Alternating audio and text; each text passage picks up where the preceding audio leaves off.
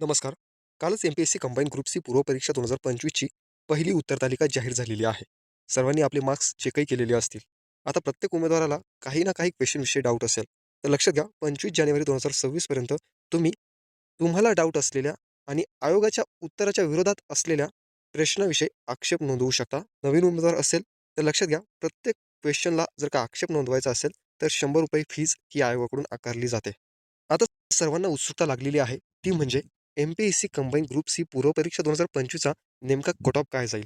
आता खरा तर कट ऑफ आयोगालाच माहिती आहे. पुन्हा सांगतो, आयोगाला मायबाप म्हणू नका. ते तुमचे मायबाप नाही.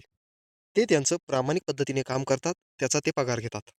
त्यामुळे जर का कोणी म्हणत असेल, की मायबाप आयोग कट ऑफ सांगेल, तर ते काय त्यांच्या मनाने कट ऑफ सांगत नसतात. त्यांच्यासमोर जो डाटा असतो, उमेदवारांचे जे मार्क्स असतात, त्याच्या पट जे उमेदवार घ्यायचे असतात, त्या पद्धतीने तो कट ऑफ तुमच्यासमोर येतो. त्यामुळे कोणावरही दया दाखवायचं काम करू नका आणि समोरच्याकडूनही अपेक्षा करू नका, की तो आपल्यावर दया दाखवेल. आता काहींना भरपूर काही विकायचं आहे, त्यामुळे वेडेवाकडे कट ऑफ्सही तुमच्यासमोर येणार आहे. जितका कमी कट ऑफ सांगणार, तितके उमेदवार आपल्याकडे आकर्षित करणार. असो, खरा कट ऑफ तर तुमच्यासमोर 2 ते 2.5 महिन्यानंतर आयोग स्वतः जारी करेल. आता लक्षात घ्या, काही उमेदवारांना टॉप क्लास मार्क आहे, काही उमेदवारांना मीडियम मार्क्स आहे, की त्यांना वाटतंय होणार आहे. परंतु काही जे उमेदवार आहे, ते काठावर आहे. त्यांना माहिती नाही होणार आहे की नाही. जर अचानक झालं, तर मुख्यसाठी पुढे कमी वेळ भेटेल. आपला अंदाजित कट ऑफ सांगण्याचा हाच उद्देश असतो, की याच्या पुढच्या उमेदवारांनी किंवा याच्या आसपासच्या उमेदवारांनी तयारीत राहावे, मुख्यची तयारी करून टाकावी. पुढे ती काही वाया जाणार नाही, भलेही निकालात नाव आलं नाही तरी. आणि जर अचानक चुकून जर नाव आलं आणि आपण काहीच अभ्यास केला नाही, तर तो तुमचा मोठा लॉस आहे. आता हे मी सांगतोय म्हणजे मला एखादा कोर्स विकायचा आहे, तर असं आपण काही करत नाही. त्यामुळेच सांगतो, हा एक प्रकारचा अंदाजच असतो. हा तुम्हाला दिशादर्शक आहे असं समजा. पटलं तर घ्यायचं, नाही पटलं तर बिनधास्त सोडून द्यायचं. आजच्या व्हिडिओच्या माध्यमातून आपण जागावाढ होणार का? तर हो, 100% होणार. आता कशा आणि किती ते आपण पुढे बोलूयाच. त्याचबरोबर उमेदवारांची पटसंख्या म्हणजे किती पट उमेदवार हे मुख्य परीक्षेसाठी नेले जातील. मागच्या वर्षी 14 पट नेलेले होते. यावर्षी किती पट असतील? आणि मग जर का जास्त पट नेले, तर कट ऑफ खाली येणार का? आणि जास्त पट कशा पद्धतीने नेले जातील? हेही आपण बघूया. चला तर मग सुरू करू. त्या अगोदर चला टप्प्याटप्प्याने जाऊया. कोणत्याही परीक्षेचा कट ऑफ हा 3 फॅक्टरवर डिपेंड असतो. पहिला म्हणजे जाहिरातीतील जागा. ज्या सध्या तुमच्यापुढे काही आहे आणि काही नाही. बाकीच्या केव्हा येतील तर पूर्व परीक्षेच्या निकालाच्या अगोदर. त्यावर थोडक्यात आपण चर्चा करूया. दुसरा महत्त्वाचा मुद्दा म्हणजे परीक्षेची काठिण्य पातळी. जर बघितला 2024चा पूर्व परीक्षेचा पेपर आणि 2025चा गट क चा पूर्व परीक्षेचा पेपर यामध्ये 2024चा पेपर आपल्याला अवघड बघायला भेटतो. त्याबाबत आणि त्या पेपरनुसार गट ब चा पूर्व परीक्षेचा कट ऑफ काय जाईल याबाबतची सर्व अपडेट आणि सर्व कॅटेगरीचा एकदम डिटेलमध्ये कट ऑफ, अंदाजित कट ऑफ हा आपल्या टेलिग्राम चॅनलवर उपलब्ध करून देण्यात आलेला आहे. तुम्ही जर अजून व्हिजिट केली नसेल तर ते तुम्ही जाऊन बघू शकता. तर दुसरा फॅक्टर म्हणजे परीक्षेची काठिण्य पातळी. जर 4 जानेवारीचा गट ब चा पेपर पाहिला तर तो गट क च्या पेपरपेक्षा अवघड स्वरूपाचा होता. म्हणजे गट क चा पेपर मागील गट क पेक्षा आणि आत्ताच्या गट ब पेक्षा सोपा होता.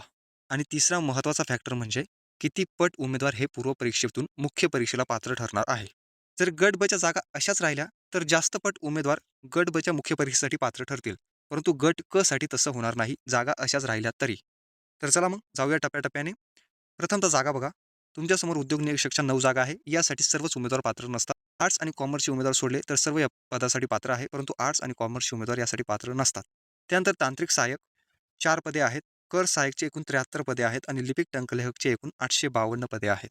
म्हणजे टोटल एकूण जाहिरात प्रसिद्ध झाली 938 पदांची. आता या वर्षी कसं आहे, ओपन जनरलला जागा चांगल्या आलेल्या आहेत. आपल्याला माहिती आहे, ओपन जनरलचा जो काही कट ऑफ जातो, तो बहुतेक कॅटेगरींचा कट ऑफ सेम जातो.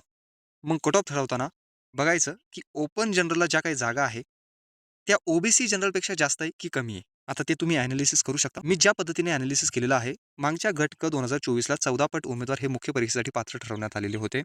याही वर्षी जर का जागा अशाच राहिल्या तर, पुन्हा बोलत आहे, जागा जर अशाच राहिल्या तर 15 पट उमेदवार हे मुख्य परीक्षेला जाणार आहे. आता ही सिस्टीम काय आहे, ज्यांना काही समजलं नाही, तर आपल्या टेलिग्राम चॅनलवर एक व्हिडिओ पडलेला आहे. मागील काही दिवसांपूर्वी तो टाकलेला आहे. तो जाऊन बघा. बरोबर सर्व काही समजून येईल. नेमके किती पट उमेदवार हे मुख्यला ठरतात, हे कसं आहे, त्या व्हिडिओमध्ये सर्व सांगितलेलं आहे. आता आपल्याला किती पट हे समजलं. पेपरची काठिण्य पातळी समजली. आता येऊया जागांकडे. या तुमच्यासमोर एकूण 938 जागा आहे. आता तुमच्यासमोर एक महत्त्वाचा विभाग दिसत आहे, महसूल व वन विभागाच्या. त्याच्या 316 जागा तुमच्यासमोर ऑलरेडी जाहिरातीमध्ये आलेल्या आहे. पण आता सांगतो, ह्या विभागाच्या आणखीन जागा एम-पी-एस-सीकडे जाण्याच्या प्रोसेसमध्ये आहे आणि ह्या जागा आपल्याला 2025च्या जाहिरातीत बघायला भेटतील, जर सर्व काही सुरळीत पद्धतीने गेलं तर. याबाबतची अपडेट मी अगोदरच आपल्या टेलिग्राम चॅनलवर देऊन टाकलेली आहे. त्यानंतर या संवर्गांमध्ये आणखीन एक संवर्ग ॲड होणार आहे, जे तुम्हा सर्वांना माहिती आहे, की 125 जागा आपल्या एक्साईज सब इन्स्पेक्टर या पदाच्या MPSCपर्यंत गेलेल्या आहे. त्यामुळे त्याही जागा ॲड होणार आहे. त्यानंतर आणखीनही 3 विभाग आहे. त्यांच्या पण थोड्या थिडक्या जागा या 2025च्या जाहिरातीमध्ये ॲड होणार आहे. आता थोड्या थिडक्या का बरं? लक्षात घ्या, थेंबे थेंबे तळे साचे. त्याच पद्धतीने ही 2025ची जाहिरात असेल. का? कारण की 2026ची जाहिरात तोंडावर आलेली आहे. त्यासाठी मागणीपत्रक पाठवण्याची कार्यवाही चालू झालेली आहे. त्यामुळे ह्या जाहिरातीत जितकं काही येईल तितकं भाग्याचंच म्हणायचं. कारण तोंडावर 2026ची जाहिरात आयोगाला द्यावायची आहे. त्यामुळे आयोग मागणी करताना आता 2026ची करेल. असो, मग हे सर्व ॲनालिसिस वगैरे, वगैरे करून तुम्ही ज्या मुद्द्यावर आणि महत्त्वाच्या विषयासाठी या व्हिडिओवर क्लिक केलेला आहे, तो म्हणजे कट ऑफ. आता पुन्हा एकदा खरा कट ऑफ तुमच्यासमोर 2 ते 2.5 महिन्यानंतरच आयोग प्रसिद्ध करणार आहे. व्हिडिओच्या सुरुवातीला मायबाप हा मुद्दा निघाला, तर लक्षात घ्या, आयोगाचे जे काही उमेदवार पट्टीने घ्यायचे असतात मुख्य परीक्षेला, ते प्रत्येक वेळेस चेंज होतात. कधी 19 पट घेत आहे, कधी 14 पट घेत आहे, कधी 15 पट घेत आहे. मग हे आयोग आपल्यावर दया करत म्हणून घेत का? तर तसं नाही. एक सिस्टम आहे, जी आयोगाने आपल्याला लावून घेतलेली आहे. म्हणजे त्यांनी ती स्वतःवरच बंधनकारक करून घेतलेली आहे. त्यानुसार ती पट ठरत असते आणि त्यानुसार उमेदवार त्या पटीने मुख्य परीक्षेला पात्र ठरत असतात. त्यामुळे कधी 17.5, 17, 16, 15 अशा पटीचे उमेदवार आपल्याला मुख्यला दिसतात. त्यामुळे 2025च्या जाहिरातीमध्ये आयोग आपल्यावर दया करून 19-20 पट उमेदवार मुख्य परीक्षेला नेतील, तर असं नाही. कारण की मार्केटमध्ये विकणारे भरपूर आहेत. तुम्हाला त्यांचं जर का विनाकारण गिऱ्हाईक व्हायचं असेल, तर बिंदास व्हा. पैसे तुमचे, सर्व काही तुमचं आहे. तुमची मर्जी. आपलं सांगायचं काम आहे, ते आपण करणार. पेपर झाल्यानंतर ॲन्सर की आली. बहुतेक जणांनी आपले मार्क्स आपल्या क्लासवाल्यांना सांगितले. त्यांनी टेलिग्रामवर त्याची चर्चा केली. म्हणजे फुल टू जाहिरात केली. पण आमच्याच शेजारचे काहीतरी उमेदवार आहे. कोणत्याही प्रकारचा क्लास न लावता, कोणाकडून मदत न घेता फक्त पुस्तकांच्या जोरावर 70+ स्कोर आणलेला आहे. आणि असे 1-2 नाही, भरपूर आहे. खरा तर तो 1 तासाचा खेळ आहे. ज्याला तो 1 तास सावरता आला, त्याचं मेरिटमध्ये नाव असतंय. काही उमेदवार वाचेल प्रश्नसुद्धा चुकून आलेले असतात. बरोबर आला तर आमच्या क्लासमधून आला. चुकीचा झाला तर आम्ही असं काही शिकवलेलंच नव्हतं. असे प्रकार आम्ही बघितलेले आहे. त्यामुळे सांगतोय, सावध राहा. हे मार्केट खूप मोठं आहे. बाकी पैसे तुमचे, मर्जी तुमची, मगाशी म्हटल्याप्रमाणेच.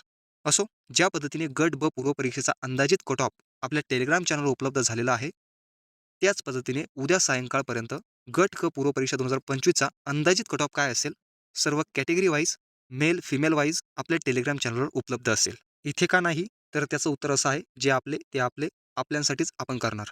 कधी-कधी तुम्हाला बोलणं वाईट वाटत असेल, परंतु सत्य बोलणंच हे वाईट असतं.